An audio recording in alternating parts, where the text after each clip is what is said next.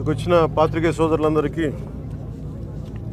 మీ యాజమాన్యాలకి, మీ editorial boards అందరికీ నా హృదయపూర్వక నమస్కారాలు. ప్రజలందరికీ కూడా నా హృదయపూర్వక నమస్కారాలు. మేము ఎన్నికల సందర్భంలో కాకినాడకు వచ్చినప్పుడు, లేదంటే 2019 నుంచి 24 వరకు మేము చేసిన ఈ పర్యటనలో కానీ హోప్ ఐలాండ్ ఆధారం చేసుకొని చాలా రైస్ స్మగ్లింగ్ జరుగుతుంది. అసలు హోప్ ఐలాండ్ ఎలా ఉంటుంది, ఏముంటుంది అని ఆ రోజు డ్రోన్ విజువల్ కూడా మేమే తీయించాం. ఆ రోజు మమ్మల్ని ఎవరు అలౌ చేయకపోయినా కానీ యువత, ఉత్సాహవంతమైన యువత వెళ్ళి డ్రోన్ విజువల్ మన మనోహర్ గారి ఆధ్వర్యంలో ముందు తీసుకెళ్ళి రిలీజ్ చేసాం, ప్రపంచాన్ని తెలియజేసాం. అలాగే ఎన్నికల సమయంలో కొండబాబు గారు కానీ, మనోహర్ గారు కానీ, మిగతా తూర్పుగోదావరి జిల్లా నాయకులందరం కూడా, రాష్ట్ర నాయకులందరూ కూడా ఇది ఒక స్మగ్లింగ్ ఒక హబ్ అయిపోయింది, దీన్ని నిలువరించాలి ఇక్కడి నుంచి.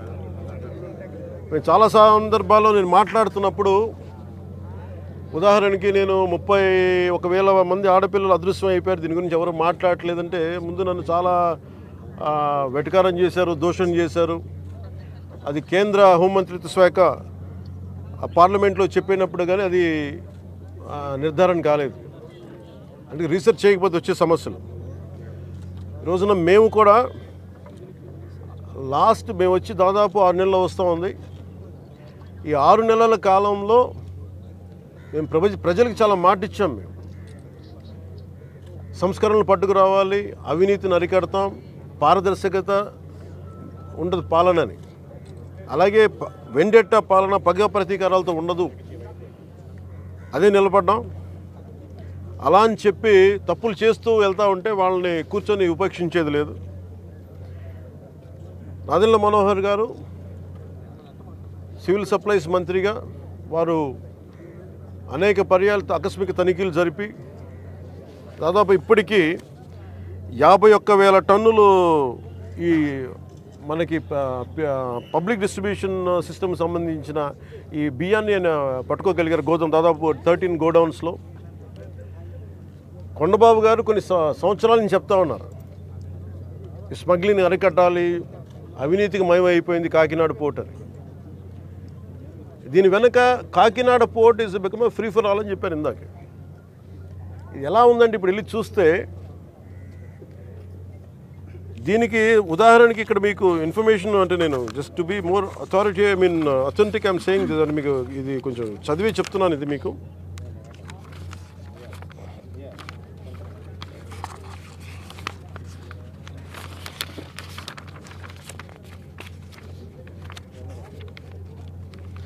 కాకినాడ పోర్టుకి రోజుకి 1000 నుంచి 1100 లారీలు వస్తాయి. ఇది ప్రపంచంలో వివిధ ప్రాంతాలకి బియ్యం ఎగుమతి చేసే ఆ పోర్టులో చాలా కీలకమైనది. కానీ ఇంత పెద్ద పోర్టుకి ఇందాక ఈ వాళ్ళ సెక్యూరిటీ అధికారిని అడుగుతూ ఉన్నాను, ఎంతమంది ఉన్నారు మీ దగ్గర అంటే, 1000 నుంచి 1100 లారీలు వెళ్ళే ఈ పోర్టుకి 16 మంది సెక్యూరిటీ. లారీకి ఎంతమంది ఉన్నారు మీరు అర్థం చేసుకోండి. అసలు విచిత్రంగా మనోహర్ గారు పట్టుకొని కేసులు పెట్టి అధికారులకి చెప్పినా కానీ, అటు పోలీస్ కానీ, రెవెన్యూ కానీ, సివిల్ సప్లైస్ కానీ యాక్షన్ చాలా నామమాత్రంగా తీసుకుంటా ఉన్నాను. నేను చాలా సందర్భాల్లో ఆయన అడుగుతూ ఉన్నాను, క్యాబినెట్ మీటింగ్స్లో అడిగాను ఏం జరుగుతుందని.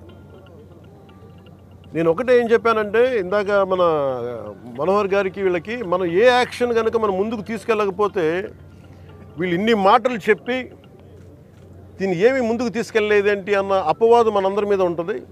మన ఇంటెన్షన్ వేరు, జరుగుతుంది వేరు, మన యాక్షన్స్, దాని కాన్సిక్వెన్సెస్ సరిగ్గా వీళ్ళు సహకరించట్లేదు. ఇది ప్రజల దృష్టిలో పెట్టాలి. ఇది నిన్న ఢిల్లీ నుంచి వచ్చి, అసలు యాక్చువల్లీ ఈరోజు నాకు ఈ ప్రోగ్రాం లేదు. నాకు ఈ రోజున నిన్న రాత్రి స్టెల్లా అనే షిప్లో ఇన్ని 100 టన్నులు పట్టుకున్నారు, పనామాకు సంబంధించిన స్టెల్లా అనే షిప్లో. అలాగే ఇక్కడ దాదాపు 1060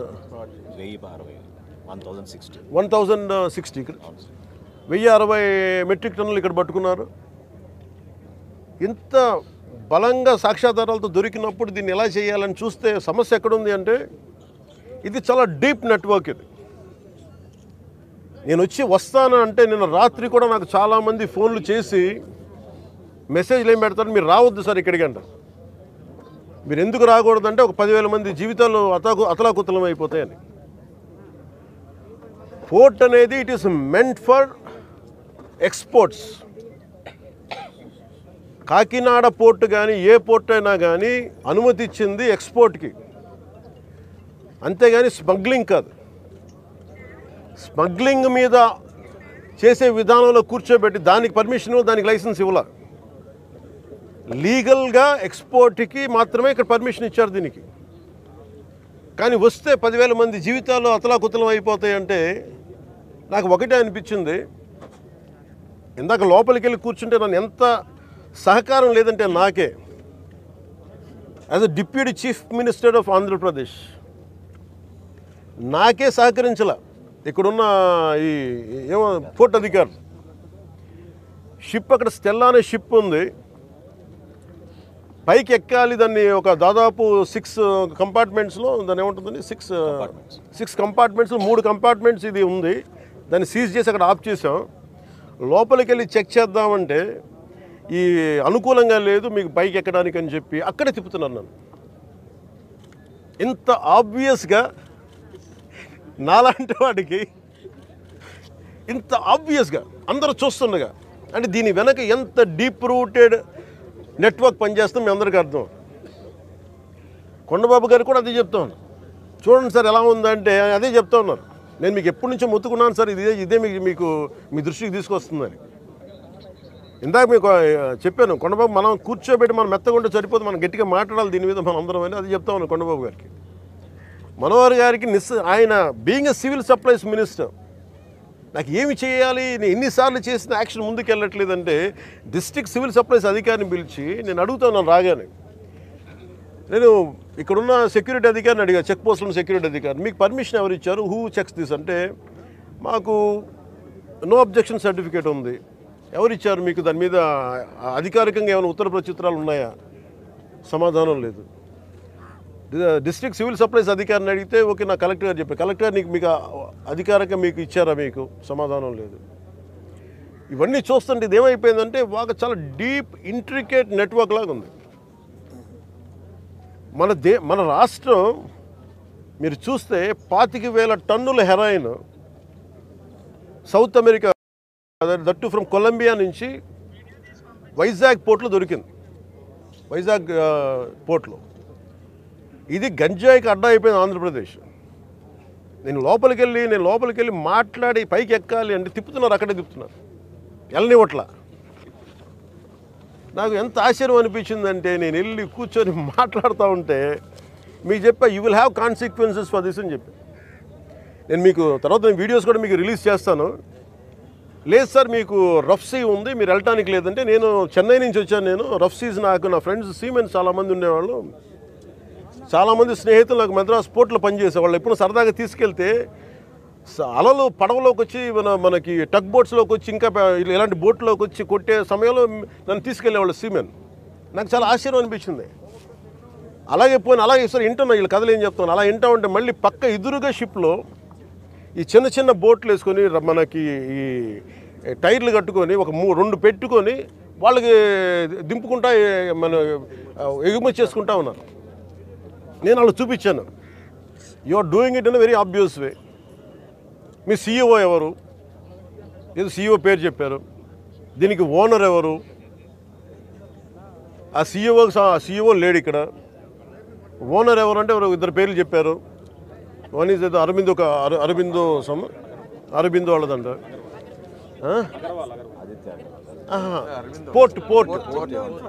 పోర్ట్ ఎవరి కంట్రోల్లో ఉంది?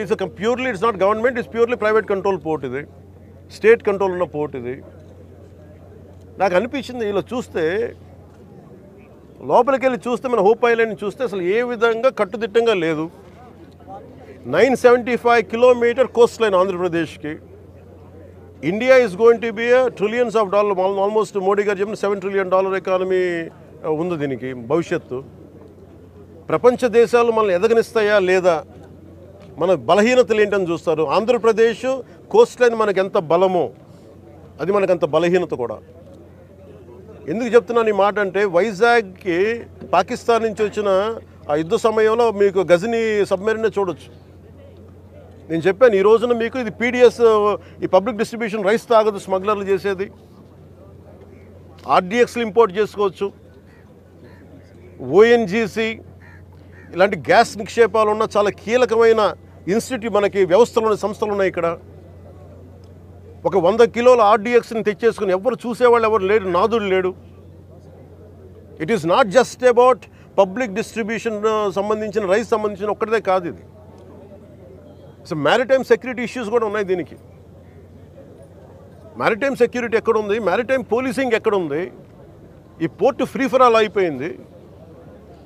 ఉగ్రవాదులు కసాబ్ లాంటి వాడు ఎలా వచ్చాడు, ఎక్కడ మనకి కరాచీ నుంచి బోట్లో వచ్చి కాల్ చేశాడు.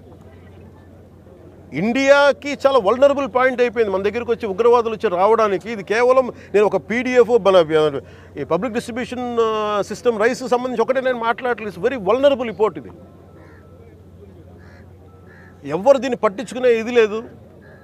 ఎస్పీ గారికి నేను వెరీ బిగినింగ్ రోజున చెప్పాను.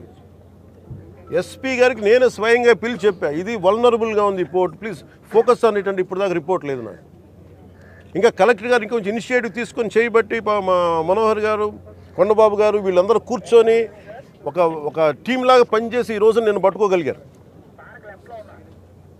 మనకి మన సుధీర్ గారు కూడా సివిల్ సప్లైస్ చైర్మన్, ఆయన కూడా మీరు ఎంత పట్టుకున్నారండి నిన్న? ఇప్పుడు ఇది సమస్య ఎక్కడుందంటే, first public distribution system rice నిజంగా బిలో పవర్టీ లైన్లో ఉన్న వాళ్ళకి కనీసం వాళ్ళకి అవసరానికి తిండి కానీ ఇవన్నీ అందించడం, బియ్యం. అలాగే రైతుకి వాళ్ళకి స్థిరీకరణ, వాళ్ళకి ఏంటంటే వాళ్ళకి స్టెబిలిటీ ఇవ్వడానికి, గిట్టుబాటు ధర ఇవ్వడానికి ప్రభుత్వం కొనే విధానం ఇది. దీనిని దాదాపు 43 రూపాయలు ఖర్చు అవుతుంది, 43 రూపాయల 50 పైసలు ఖర్చు అవుతుంది ఒక్కొక్క కిలోకి. అది గవర్నమెంట్ సబ్సిడైజ్డ్ ప్రైస్ తోటి 2 రూపాయలు జీరో. మొన్నదాకా రూపాయి 2 రూపాయలు ఉంటే ఇప్పుడు అది కూడా లేదు, పూర్తి అసలు జీరో. వీళ్ళు 1300 వ్యాన్లు ఏవో పెట్టేసి గత ప్రభుత్వం, ఇదివరకన్నా వెళ్ళి రేషన్ షాప్ డీలర్ దగ్గరికి పంపించేవాళ్ళేమో, కానీ ఈ ప్రభుత్వం వచ్చాక ఇప్పుడు ఏమైపోయింది, ఆ ration direct vans has become బస్తాలు వేసుకురావడం, పంపించేయటం, ఆ లబ్ధిదారులకే 300 రూపాయలు ఇవ్వడం. ఇది ఏమైపోయింది, ఇది అందరికి ఒక ఆలవాలం అయిపోయింది, సోర్స్ ఆఫ్ ఇన్కమ్ అయిపోయింది. కొన్ని వేల కోట్లు దీని నుంచి వెళ్ళిపోతూ ఉన్నాయి. దారుణంగా ఆఫ్రికా దేశాల్లో దీన్ని 70 రూపాయలకి అమ్ముతారు. ఇందులో ఎవ్వరు చేసింది ఏం లేదు. 70 రూపాయలకి 73 రూపాయలకి అమ్ముతారు కేజీ. నాకు నిజంగా అనిపించింది ఏంటంటే, నిజంగా మనం ఈరోజు ప్రధానమంత్రి గారు చేసే ఈ విదేశాంగ విధానంలో మనం 70 రూపాయలు కానీ ఆఫ్రికా దేశాలకి ఇవన్నీ మనకి ఇట్లాంటి తప్పులు జరగకుండా ఉంటే కనీసం 43 రూపాయలకి ఇస్తే మనం దేశ పరపతి పెరుగుద్ది. మనకి అన్యాయంగా అకారణంగా స్మగ్లర్ల చేతిలోకి వెళ్ళిపోతుంది. వీళ్ళకి ఎంత ధైర్యం అంటే వీళ్ళందరికీ కూర్చోబెట్టి కోర్టులకు వెళ్తారు. కోర్టులకు వెళ్ళి నా మీద ఒత్తిడి పెడతా ఉన్నారు. నా మీద కూర్చోబెట్టి మీరేం చేయలేరు ఇట్లా మాట్లాడుతున్నారు నాతోటి. నేను ఈరోజు ఇందాకే చెప్పాను, ఫస్ట్ దీనికి సంబంధిత పోర్ట్ ఎవరు, CEO ఎవరో, ఈ స్టేక్ హోల్డర్స్ ఎవరు, వాళ్ళకి నోటీసులు పంపించిన వాళ్ళకి ఆ షిప్ని సీజ్ చేయండి. నేను I want to right a letter to home ministry. Amit Shah గారు లెటర్ రాద్దాం అనుకున్నాను. ఇది మోస్ట్ వల్నరబుల్ పోర్ట్. ఇది మ్యారిటైమ్ సెక్యూరిటీకి, నేషనల్ సెక్యూరిటీకి చాలా ఇబ్బందిగా ఉంది. ఇక్కడ కీ ఇన్స్టలేషన్స్ ఉన్నాయి. ఇక్కడ ఓఎన్జీసీ గ్యాస్ నిక్షేపాలు చాలా కీ ఇన్స్టలేషన్స్ ఉన్నాయి. తూర్పుగోదావరి జిల్లా అంతా, ఉమ్మడి తూర్పుగోదావరి జిల్లా అంతా కేజీ బేసిన్ ఉంది. ఒకప్పుడు ఉగ్రవాదులు మనం కూర్చోబెట్టి బాంబేలో పెద్ద నగరాల్లోకి రావాల్సిన అవసరం ఏం లేదు. హైదరాబాద్లో చూసాం, గోకుల్ చాట్ బండార్ లాంటి చోట కూడా వచ్చేసారు. ఇక్కడ వచ్చి ఒక 10 మంది ఉగ్రవాదులు వచ్చి ఎడాపెడగా కాల్ చేస్తే దిక్కు లేదు. ఇక్కడ వాళ్ళు చనిపోవడానికి సిద్ధంగా ఉంటారు ఉగ్రవాదులు. 25,000 టన్నుల 25,000 కిలోల హెరాయిన్ ఆంధ్రప్రదేశ్లో వైజాగ్ పోర్టులో దొరికింది. That shows the vulnerability. అలాగే మనకి అర్షి ట్రేడింగ్ కంపెనీ అని చెప్పి అది ఇక్కడ విజయవాడలో ఉన్నది, అటు వెళ్ళిపోయింది. అలాగే నా దృష్టికి 2 పేర్లు వచ్చింది. ఒకటి అలీషా అనే పేరు చాలా పదే వినిపిస్తూ ఉంది. నాకు అర్థం కాదు ఎవరు అలీషా, ఎవరు అని. అలాగే ఇందాక చూస్తే దాదాపు 16 కంపెనీలు ఉన్నాయి. ఇందాక మనకి కొండబాబు గారు కూడా నేను ఒకటే చెప్తా ఉన్నాను, మనోహర్ గారికి కానీ సుధీర్ గారికి కానీ మేము అందరం కూర్చోబెట్టి ఇందాక మనం బోట్లు వెళ్తాం మాట్లాడుకున్నట్టు, it is not about one individual. Smuggling అలవాటు అయిన వాళ్ళు క్రిమినల్ యాక్టివిటీస్కి అలవాలం అయిపోతే tomorrow it will be RDX, tomorrow it will be weapons, tomorrow it will pose as a great threat for national security. చేతులు గాలేక ఆకులు పట్టుకున్నట్టు ఉంటుంది. బాంబే కూడా రిపీటెడ్గా అధికారులు ఇలా వదిలేశారు. ఆర్డిఎక్స్ లారీలు బస్తాలు వ్యాన్లు వచ్చేసి వెళ్ళిపోయినాయి. ఎంత కుదిపేస్తుందో తెలుసు మాకు. సో అందుకని ఇంకా ఆగాలి, ఇలాంటివి చెప్పాలనేది నేను ముఖ్యమంత్రి గారి దృష్టికి ఆల్రెడీ చెప్పాను నేను. సో మేము ఆ క్రమంలోనే ముఖ్యమంత్రి గారి ఆదేశాల మేరకు మేము కూర్చోబెట్టి క్యాబినెట్ మీటింగ్స్లో మేము కూర్చొని మాట్లాడుతున్నాం. దీని మీద చాలా కఠినమైన చర్యలు తీసుకోవాలి. అలాగే పీడీ యాక్ట్ పెట్టాలని పెట్టుకున్నాం. మొన్నదాకా ల్యాండ్ గ్రాబింగ్ యాక్ట్లో సివిల్ సప్లైస్తో కూడా రిపీటెడ్ అఫెండర్స్కి దీన్ని పీడీ యాక్ట్ పెట్టాలని చెప్పి మనోహర్ గారు మా రోజు క్యాబినెట్ మీటింగ్లో పెడితే ఇప్పుడు అది కూడా జరిగింది. గవర్నర్ గారి దగ్గరికి వెళ్ళాలి ఆ బిల్లు, తర్వాత మన ప్రెసిడెంట్ గారి అంగీకారం తెలియజేయాలి దానికి. ఈ లోపు అవన్నీ వచ్చిన తర్వాత చేద్దాం అనుకునే లోపు ఇప్పుడు చూస్తే ఇంత మొత్తంలో పట్టుబడ్డప్పుడు మాకు ఖచ్చితంగా దీన్ని ప్రజల దృష్టికి తీసుకెళ్ళాలి దీన్ని. ఎందుకంటే ఒకవైపు ఫీజు రీఎంబర్స్మెంట్లకి డబ్బులు లేవు, పథకాలకి చేయడానికి కింద మీద పడుతున్నాం, రోడ్లు గుంతలు పూడ్చడానికి డబ్బులు లేవు. కానీ వీళ్ళ దగ్గర మటుకు వేల కోట్లు ప్రభుత్వం కష్టంతో మీ అందరి ట్యాక్సులతోటి, ప్రజలందరి ట్యాక్సులతోటి కొన్న డబ్బులతో ఇచ్చిన ట్యాక్సులతోటి డబ్బులు తీసుకొని మనం బియ్యం కొంటే ఆ బియ్యం తీసుకెళ్ళి రూపాయి పెట్టుబడి లేకుండా వేల కోట్లు సంపాదిస్తూ ఉన్నారు. There should be a major crack down on this. దీనికి మన భేదం లేదు. దీనికి అధికారులు కాదు, పొలిటికల్ వ్యవస్థ కాదు, ఎవరైనా సరే ఇది చాలా స్టర్న్ యాక్షన్ అయితే తీసుకోవాలి. This will pose as a national. ఇట్లాగే వదిలేస్తే this port will become a menace for national security. గత ప్రభుత్వం నేను మొత్తుకుంటా ఉన్నాం, మేము ఇబ్బందిగా ఉంది మాట్లాడి. నేను నాకు ఎంత ఆశ్చర్యం, ఎంత డీప్ రూటెడ్ నెట్వర్క్ అంటే నేను వస్తానంటే నన్ను ఇప్పటికీ 2 months నుంచి ఆపేశారు, నన్ను రానివ్వకుండా. ఉన్నత స్థాయి అధికారుల దగ్గర నుంచి లేదు సార్, అక్కడికి వెళ్తే కొంచెం ఇది అవుతుంది సార్, ఎందుకు సార్ ఇప్పుడు కాదు సార్, తర్వాత సార్ ఇప్పుడు యాక్షన్ తీసుకున్నాం సార్, రిపీటెడ్గా చెప్తా ఉన్నారు నాకు. నిన్న విసుగొచ్చి ఒకటే చెప్పాను, పోలీసు వస్తారా రండి, లేదంటే నేను కూర్చోబెట్టి నేను కారులో నేను వెళ్ళిపోతాను, అధికారులు నా పక్కన రాకపోయినా పర్లా. ఈ నిర్ణయం తీసుకొని ఇక్కడికి వచ్చింది. ఇది ప్రజలకు తెలియాలి. ఇది కొండబాబు గారు కానీ, నాదెండ్ల మనోహర్ గారు కానీ, మనకి జిల్లా వైపు నుంచి కానీ మేము పర్యటనలో మేము పదే చెప్పాం. తూర్పుగోదావరి జిల్లా నాయకులు కానీ, ఎమ్మెల్యేలు కానీ, we gave a word to people. మేము ప్రజలకి మాట ఇచ్చాం, పారదర్శకత చూపిస్తాం, ఇలాంటి అవినీతిని, ఇలాంటి స్మగ్లింగ్ని మేము అరికడతామని. ఆ దిశగా చర్యలు తీసుకోవడానికి మేము ముందుకెళ్తున్నాం. అందుకని మీ దృష్టికి తీసుకొచ్చి దీంట్లో మీరు మిగతా ఇన్ఫర్మేషన్ మీకు ఇస్తాం. అలాగే దీన్ని ఖచ్చితంగా హోమ్ మినిస్ట్రీ దృష్టికి అయితే తీసుకెళ్తాను. Andhra is major hub for ganja and మీకు డ్రగ్స్ అయిపోయింది.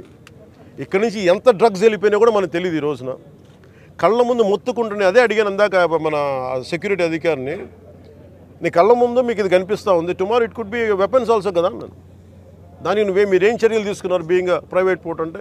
పాప ఆయన ఏం చేస్తాడైనా, పిచ్చుకు మీద బ్రహ్మాస్త్రంలా ఉంటుంది. ఎవరి మీద వేటేయాలి? దీనికి కీలకమైన వ్యక్తులు ఎవరు? దీని వెనక ఎవరు కాపాడుతున్నారు వీళ్ళని? ఏ స్థాయి వ్యక్తులు కాపాడుతున్నారు? ఇవన్నీ చూడాలి. గత ప్రభుత్వం ఇప్పుడు ఈ వ్యక్తి కూర్చోబెట్టి చూస్తే మనకి ఏదో మన 16 కంపెనీస్ ఉన్నాయి, వీళ్ళు కోర్టులకు వెళ్తూ ఉన్నారు. రైస్ ఎక్స్పోర్ట్ జరగాలి, మీరు ఎనీథింగ్ ఈజ్ పారదర్శకంగా మీరు చేస్తే ఇబ్బంది రాదు. కానీ దీనిని అడ్డగోలుగా పెట్టుకొని ఈ ప్రభుత్వం ఏమి చేయదంటే మటుకు చాలా బలమైన చర్యలు తీసుకుంటాం.